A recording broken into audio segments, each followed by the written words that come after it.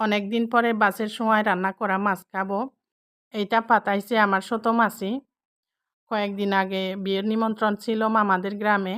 মা বেড়াইতে গেছিল, আজকে চলে আসছে। তো আপনাদের সাথে এটা শেয়ার করে নিচ্ছি। বাসের সময় রান্না করা মাছ বা মাংস যেকোনো কিছু খেতে অনেক মজা হয়। তো এখানে পাঁচমিশালি মাছ রান্না করা আছে। অনেক মজা হয়েছে খেতে মাছটা। আমার মেয়ে যখন ৪ থেকে ৫ মাস ছিল তখন যাওয়া হয়েছে মামাদের গ্রামে। এর মধ্যে আর যাওয়া হয় নাই। ২ বোনে মিলে এটা খুলতেছি আমরা।